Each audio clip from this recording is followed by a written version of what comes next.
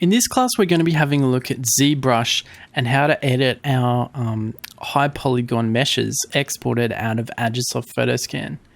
ZBrush is one of my favorite visual effects softwares because it's so closely interlinked with traditional fine art skills.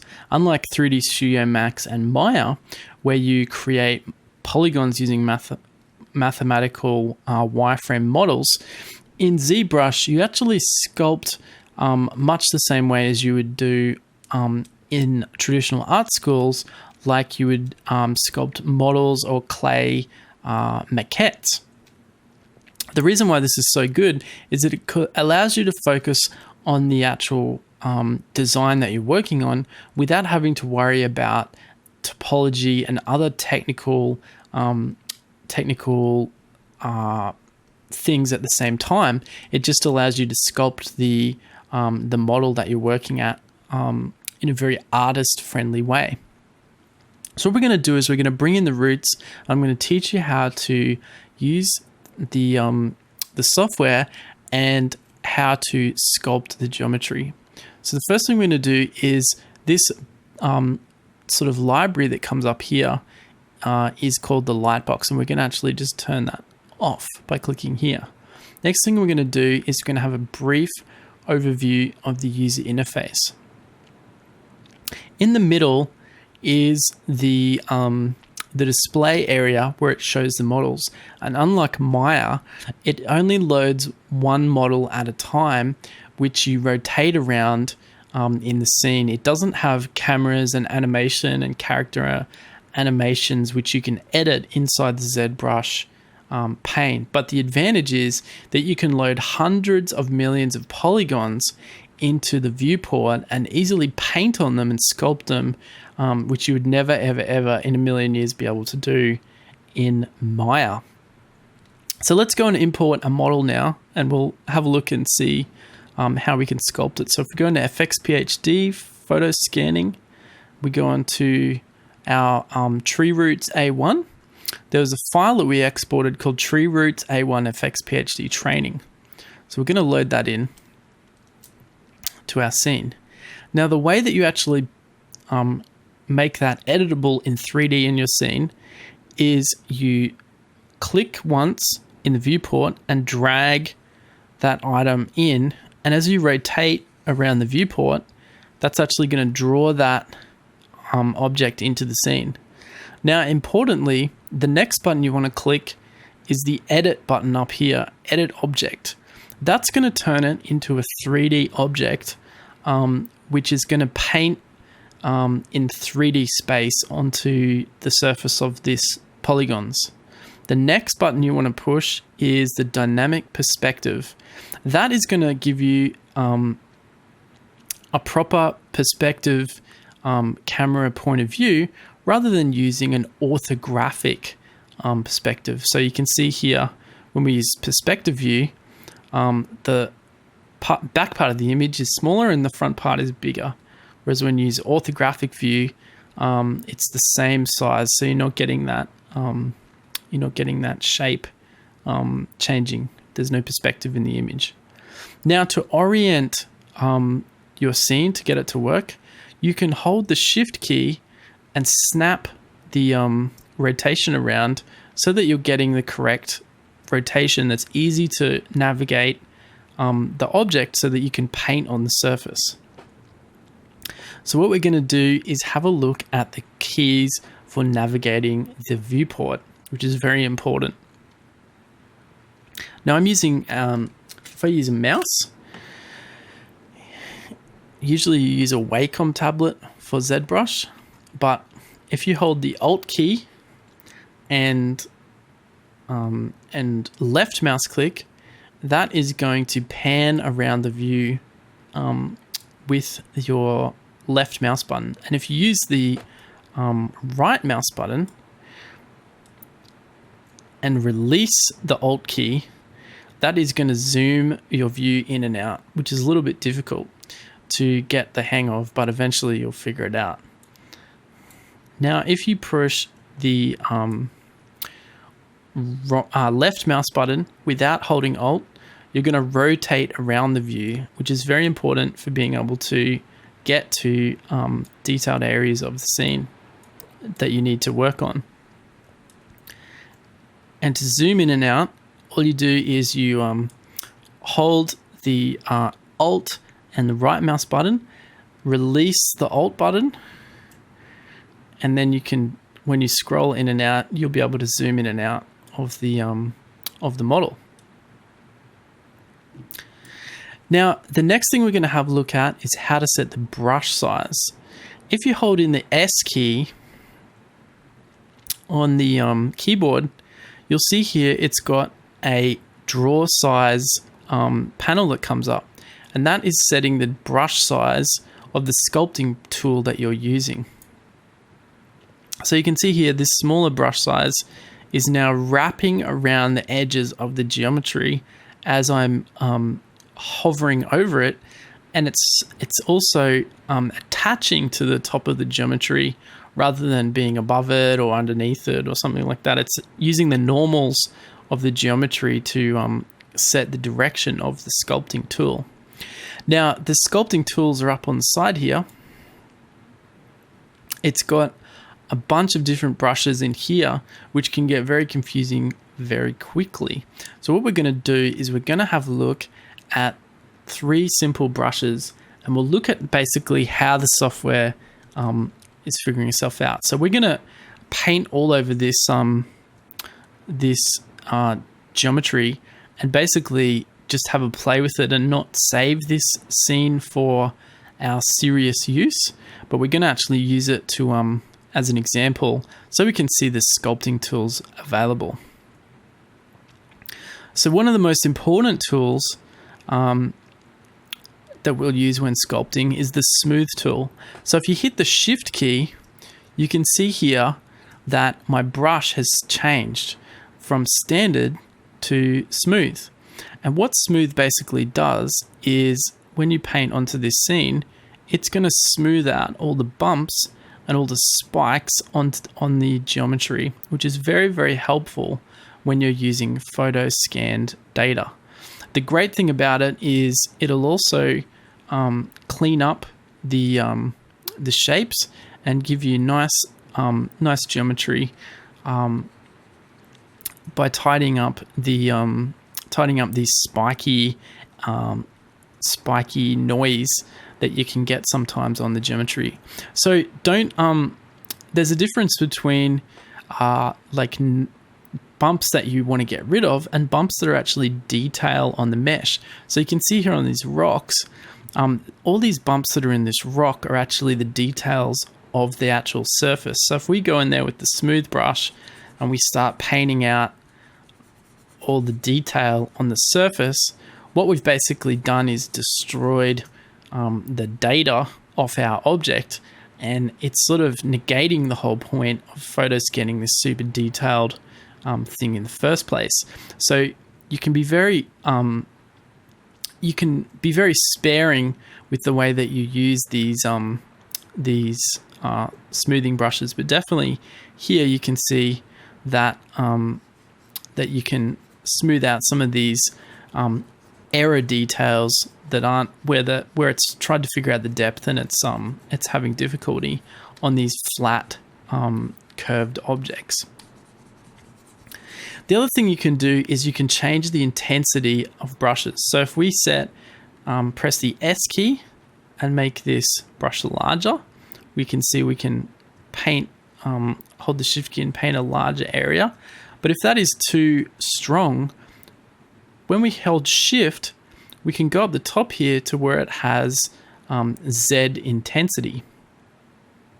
So if we change the RGB intensity or the Z intensity, and we turn this down to say 50, you can see here that this is a much lighter effect. And if we turn it down to 5, you can see here that now that is just a very subtle effect, but it's incredibly powerful at being able to edit our 3D geometry and keep it in position and selectively reduce the noise on our geometry. So as you can see, it's just an incredibly powerful, fast, and efficient tool for modifying this scanned data. And basically, once you're in ZBrush, you can do all these kinds of amazing artistic modifications, adding in and removing detail to your scenes, and then go back into Agisoft Photo Scan and reproject the textures back onto the shapes. So that's the smooth tool and the brush size and the Z intensity. Another important key that's very helpful when you're modeling these, sculpting these surfaces is the F key. If you get, if you've accidentally moved your model off the screen and you can't position it, if you hit the F key, it's going to frame that model right in the beginning, right in the middle of the surface, which is super, super helpful when you're trying to navigate around difficult objects. So let's have a look at some other brushes now that are helpful when we're tidying up and working on these high resolution meshes. Another brush that's very useful for fixing up this complex geometry is Trim Adaptive and Trim Dynamic. If we have a look at Trim Adaptive, we can see that it is going to paint flat edges onto our shapes. So if we undo this and go to a flattened part of the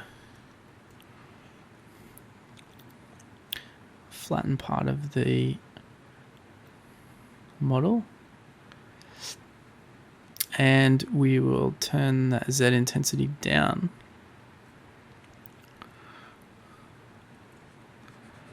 you can see here that instead of, as opposed to the smooth, which smooths out the detail, this actually flattens the geometry down, like using a modeling knife on the on clay. So you can see here we're squishing down and flattening down the geometry into flat surfaces, which is very helpful for creating ground detail and flattening out flat areas of your model. So if you might have, say, some rocks and you want to flatten out surfaces that have got unusual shapes on them or spiky edges, you can use these Trim Adaptive and Trim Dynamic surfaces to get this nice detailed flat surfaces on there, which is very helpful, especially when you're dealing with lots of complex geometry and you don't want to necessarily lose lots of detail. So when you're using this Trim Dynamic, you can see here on this surface here, for example, that I'm keeping a lot of the unusual natural detail that's happening in the surface, but all I'm doing is actually flattening down the geometry so that it doesn't have as much surface relief. So I'm keeping a lot of this textured surface, but at the same time, I'm able to simplify it into making it flatter and more uniform and more aligned along the same plane. Same with edges. You can go around corners and flatten out surfaces into curved edges, much the same as you can do with modeling clay using different modeling tools. So it's a really great tool to be able to do all kinds of effects with. So let's have a look at the difference between this Trim Dynamic and the Smooth tool on a piece of demo geometry. So like, let's say, for example, if we use this part of the root here, where it has these lines across it here is where it's failed to resolve the geometry detail. So if we press Shift key and smooth and we go across that, that's smoothing out the shape and getting rid of those pixelated edges, but it's also losing a lot of the detail of the model. So that's basically what you get with smooth. So if we undo that and we use trim dynamic and we reduce our brush size,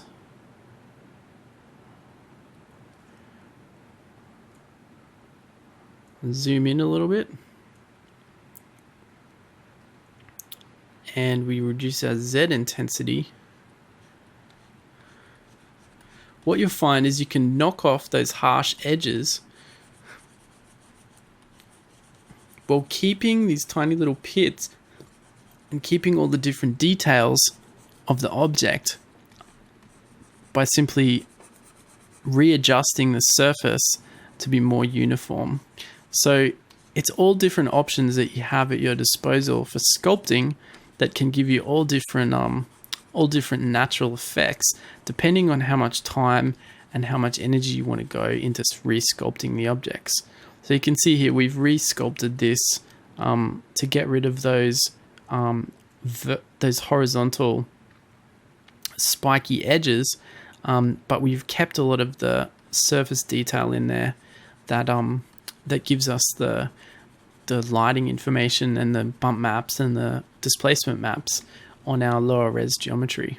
So it's really up to you whether you use smooth or whether you use trim adaptive or all the different paintbrushes that you can use will give you just different results. Now, the next brush we're going to have a look at is used for actually modeling the surface and sculpting it to create different shapes. So let's say, for example, we have a part of our model that we want to push upwards. Let's say, for example, this root here, we want to pull that up in the scene. So there's two different basic brushes that are used to push and pull the mesh. If we zoom into the mesh here, we can see that it's a little bit tessellated. So what we can do is divide the mesh and get more polygons into the scene. We can see here that the total points is 892,000. So if we go into this geometry drop down here, we've got a button here called divide. So if we hit that button, we can see here that now we've subdivided the geometry and we've got smoother geometry. And if we hit it again, we've now got more subdivided geometry. So that's at 21 million points now. So we might drop down to 2, and that's 5 million points, which is probably sufficient for this. So I'm just going to delete the higher detail version of that. And now I've got it high poly model that I can sculpt. So how do we pull and push geometry around? So with this standard brush, if I draw onto the surface, it's going to extrude upwards off the normal, the geometry, and the direction that it pulls up and the amount is based off the Z intensity and the size of the paintbrush.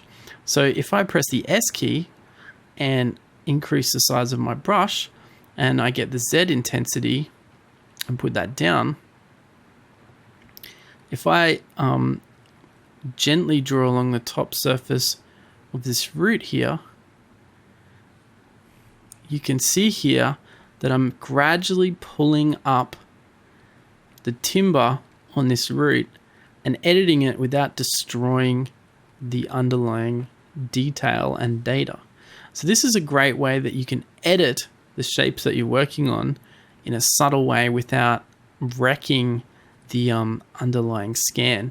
Now, if you were going to put the Z intensity right up, it's going to eventually cause errors and wreck the geometry and cause problems. Now, the next tool that you have is the paintbrush, which pushes down. So basically the way it works is if you hold right mouse click, left mouse click on the geometry, it's going to push up And if you hold the Alt key, you can see here it comes up with a little minus next to the paintbrush tool, and that's where it pushes down. So you can see here I can sculpt down the valley in between these roots, and I can sculpt up the top of the roots. So that's the basic way you can sculpt and create definition and form with your with the paintbrush tools, is by left click, and Alt is pushing it back down, and then Shift is smooth. The other brush that's really helpful is the clay buildup. So if we go to a section where there's some detail that we might want to add in, if we click on this clay buildup brush and go to the brush alpha, we can see here that we've got all these different brush alphas that we can add in there. Let's click on this, one of these noisy ones. And we'll turn the Z intensity down.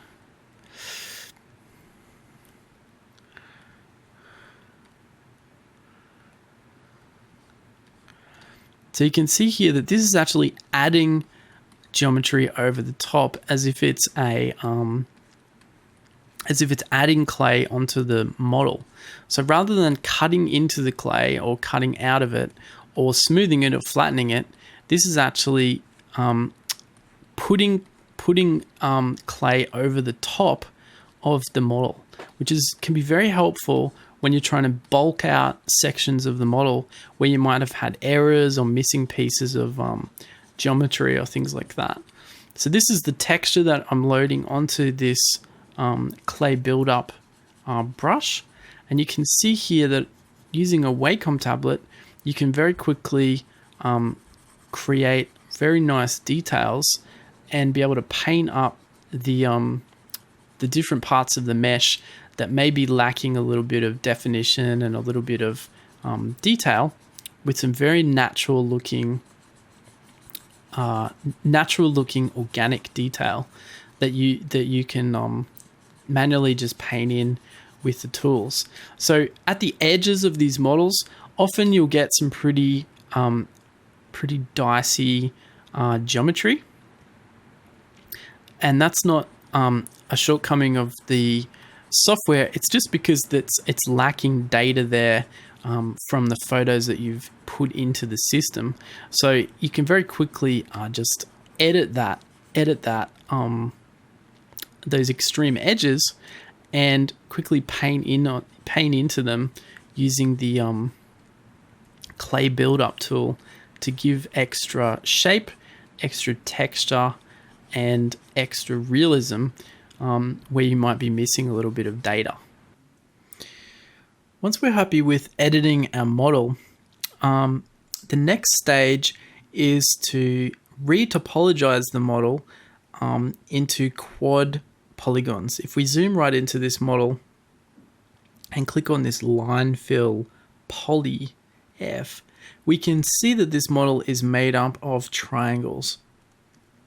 And what we want is a model made up of quads, which is going to be great for deformation, for rendering with subdivision renderers like a RenderMan, and all kinds of pipeline related, rendering related things.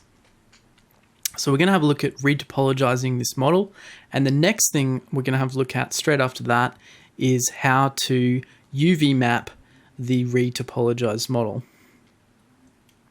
So we'll have a look at that in the next class, but definitely have a play around with all the different sculpting brushes and tools, and experiment with all the different ones that you can on this model, and you'll be able to learn lots about painting. Just remember that it's left click for extrude, alt click for push in, and shift click for smooth. I'll catch you in the next class.